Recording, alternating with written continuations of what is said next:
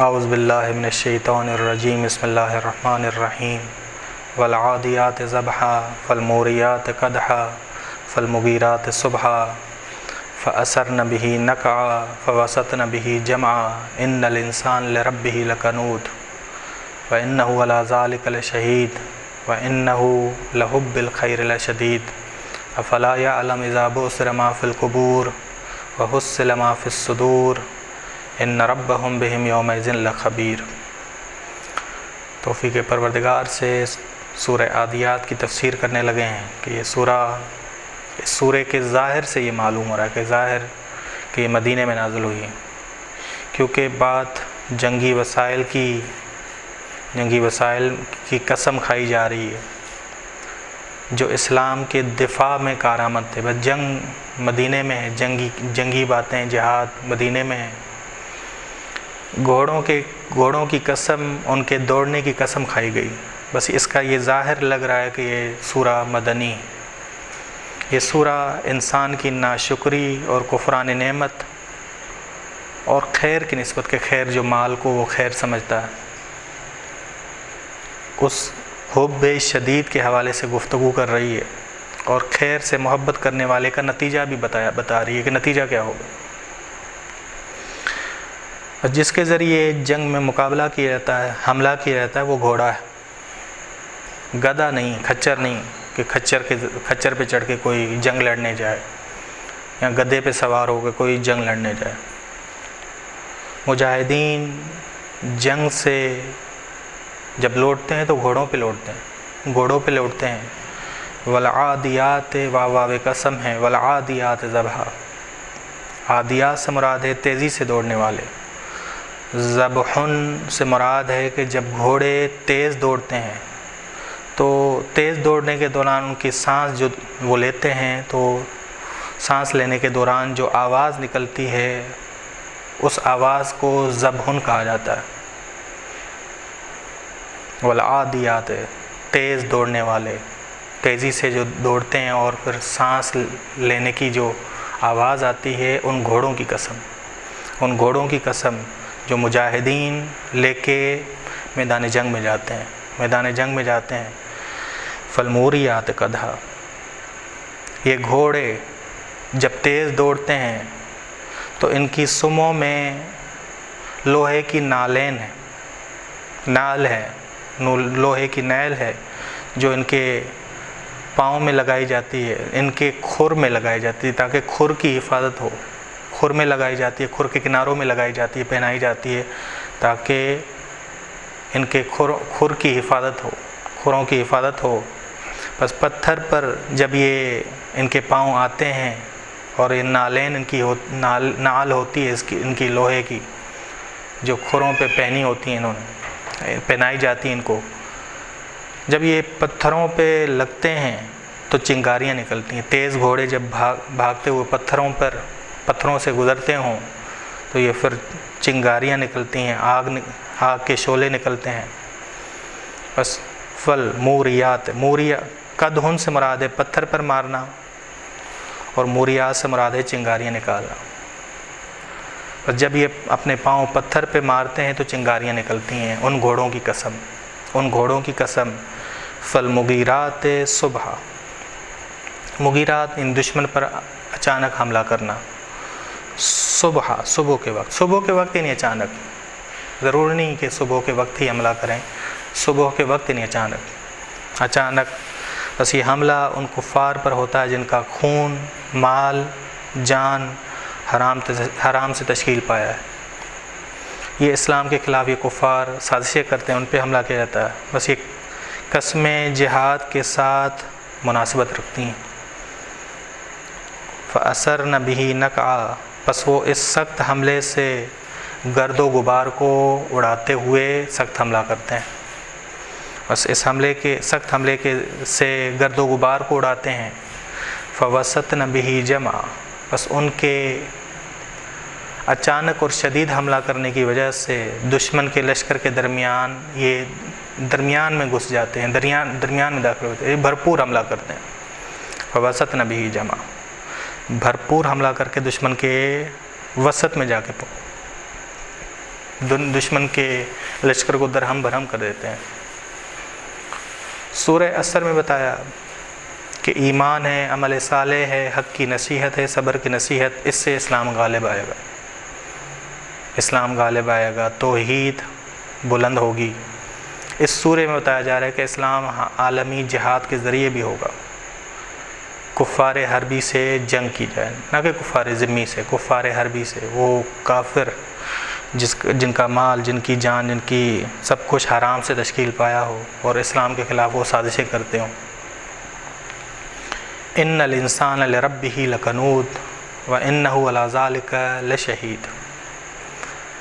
کنود کفران نعمت میں پڑا ہوا، خواہشات نفسانی کا پیروکار، دنیا کی لذتوں میں پڑنے والا، جس کے نتیجے میں وہ شکر خدا سے دور ہو چکا ہے، بس ناشکرا، کفران نعمت میں پڑا ہوا، خواہشات نفسانی کا پیروکار، دنیا کی لذتوں میں پڑنے والا، اس وجہ سے وہ شکر خدا سے دور ہے۔ بے شک وہ انسان جس نے اپنے نفس سے جہاد نہیں کیا، وہ گمان اور خیال پرستی میں زندگی گزارتا ہے۔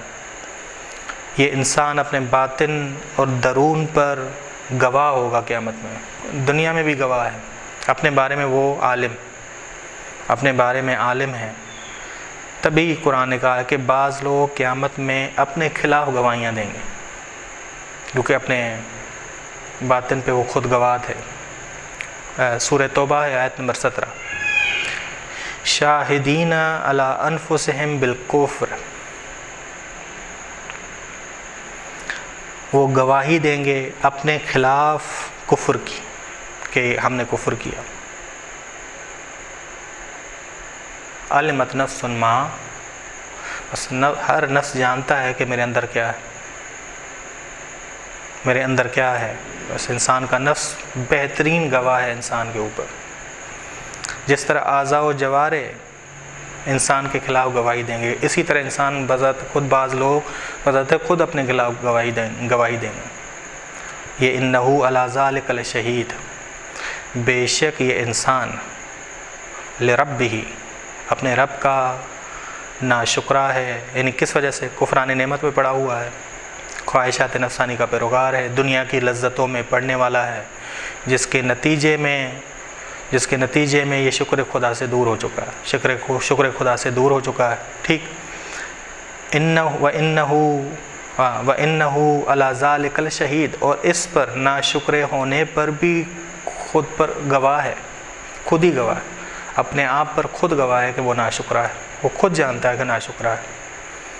انسان خود کے نفس کے بارے میں بہترین جانتا ہے، بہترین طور پہ باخبر ہے۔ وَإِنَّهُ لِحُبِّ الْخَيْرِ لَشَدِيدٌ، إِنَّهُ لِحُبِّ الْخَيْرِ لَشَدِيدٌ، بے شک وہ مال کی محبت میں شدید بخیل بن چکا ہے۔ یہاں لِحُبِّ الْخَيْرِ، خیر سے مراد صرف مال نہیں، خیر سے مراد صرف مال نہیں، مقام طلبی ہے، ریاست طلبی ہے، کرسی طلبی ہے، وزارت کی لالچ ہے، صرف مال مراد نہ لیجیے گا۔ انہ لحب الخیر، بے شک یہ مقام طلب ہے، ریاست طلب ہے، کرسی کا لالچی ہے، مال سے محبت ہے شدید کے۔ انہ لحب الخیر لشدید، یہ شدید بخیل بن چکا ہے، شدید بخیل بن چکا ہے، شدت اختیار کر چکا ہے، بس دنیاوی مقام، دنیاوی جو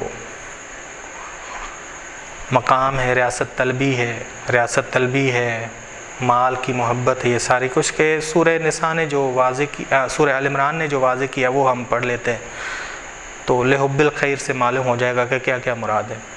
زین للناس حب الشہوات، مزین کیے گئے یہ شیطان کی طرف سے لوگوں کے لیے خواہشات نفسانی کی محبت، من النساء، عورتوں سے محبت ہے، نہ کہ عورتوں سے مراد بیوی سے محبت، مراد ہے نامحرم عورتوں سے محبت، نامحرم عورتوں سے محبت، والبنین، اولاد سے محبت جائز مراد نہیں ہے، وہ محبت جو یاد خدا سے غافل کرتے، تکاثر میں پڑ جائے انسان، والقناطیر المقنطرہ، اور سونے اور چاندی کے ڈھیر سے محبت ہے اس کو کہ وہ رائے خدا میں بھی خرچ نہیں کرتا، بخیل بھی شدید بن چکا ہے۔ والخیل المسومہ، اور گاڑیوں سے محبت جو یاد خدا سے غافل کرتی ہے، کھیتی سے محبت، چوپایوں سے محبت، یہ سارا کچھ جو ہے حب الخیر میں آ جائے گا، یہ مستحقات بن جائیں گے حب الخیر کے۔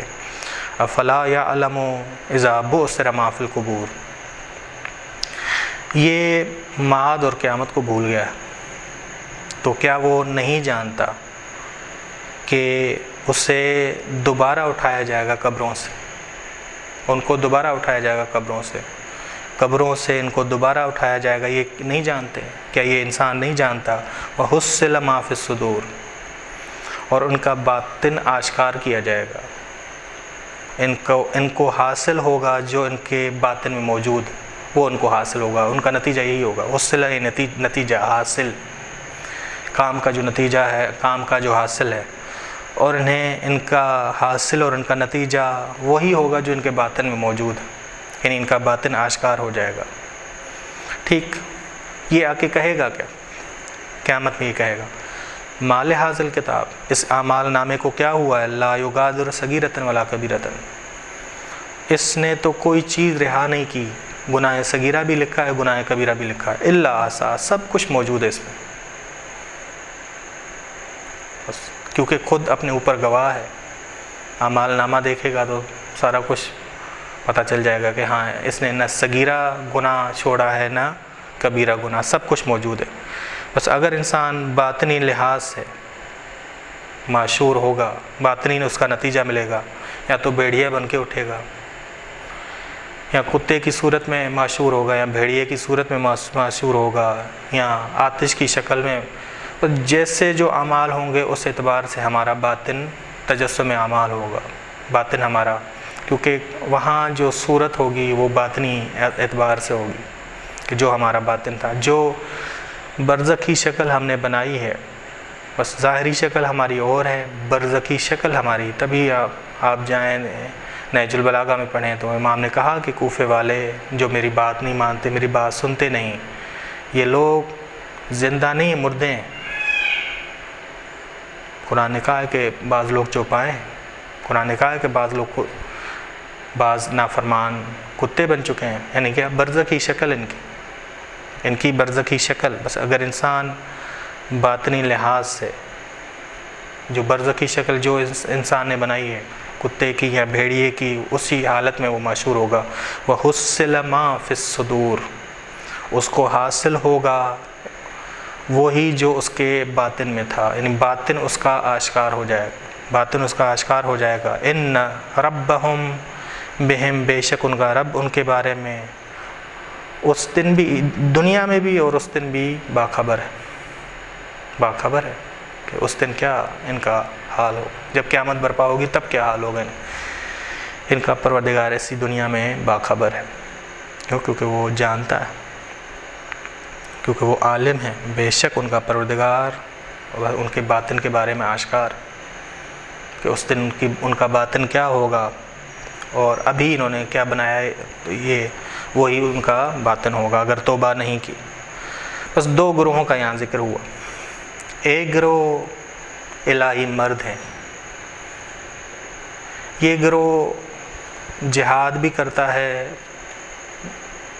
جہاد اکبر اپنے نفس سے لڑتا ہے، جہاد اصغر بھی کرتا ہے، گھوڑوں کو دوڑاتے ہیں راہ خدا میں، کفار حربی سے لڑتے ہیں، دشمنوں سے لڑتے ہیں، ان دشمنوں سے جن کا مال سب کچھ حرام ہے، جن کا جسم حرام کی بنا پر بنا ہے، جن کا مال حرام ہے، سب کچھ ان سے لڑتے ہیں۔ ایک گروہ وہ ہے جو مال کی محبت میں اتنا پڑا ہوا ہے کہ وہ جہاد اکبر کو بھول گیا، اور جہاد اکبر پہلے ہے، جہاد اصغر بعد میں۔ جہاں جہاد اکبر نہ ہو وہاں جہاد اصغر نہیں ہوتا۔ بس جو مال کی محبت میں، مقام کی محبت میں، ریاست طلبی کی محبت میں پڑے ہوئے ہیں وہ جہاد نہیں کرتے۔ جہاد کون کرتے ہیں؟ الہی مرد جہاد کرتے ہیں، خدا کی محبت میں جہاد کرتے ہیں، وہ اپنے بدن کے ٹکڑے ٹکڑے کرا دیتے ہیں، اپنا جگر دے دیتے ہیں جناب حمزہ، کہ جن جہاد اکبر میں بھی مرد میدان تھے اور جہاد اصغر میں بھی سید الشہداء بنے. سید الشہداء بنے، جنگ احد میں شہید ہوئے، اپنا جگر دیا. انہوں نے داخلی جہاد بھی کیا، خدا کے محب بنے، اور خارجی جہاد میں بھی، جہاد اصغر میں بھی وہ سید الشہداء بنے. بس دو گروہوں کی بات ہوئی. پہلا گروہ جنہوں نے جہاد اکبر میں بھی کامیابی حاصل کی، محب خدا بنے، اور جہاد اصغر میں بھی سید الشہداء بنے. اور دوسرا گروہ وہ ہے جنہوں نے جہاد اکبر میں وہ خدا سے غافل رہے، مقام طلبی، ریاست طلبی میں پڑے رہے، اور نتیجہ یہ ہوا کہ انہوں نے بدترین اپنا باطن بنایا، برزخی شکل انہوں نے بدترین بنائی، کہ خدا کہہ رہا ہے کہ یہ قیامت کے دن کی بدترین برزخی شکل آشکار ہوگی. ٹھیک. بس والعادیات ضبحا فالموریات قدحا فالمغیرات صبحا فاثرن بہ نقعا فوسطن بہ جمعا. ایک گروہ کی بات. دوسرا انسان، ان الانسان لربہ لکنود وانہ علی ذلک لشہید وانہ لحب الخیر لشدید افلا یعلم اذا بؤثر ما فی القبور وحصل ما فی الصدور ان ربہم بہم یومئذ لخبیر. یہ دوسرا گروہ. وصلی اللہ علی محمد اہل بیتہ الطیبین الطاہرین. صلی اللہ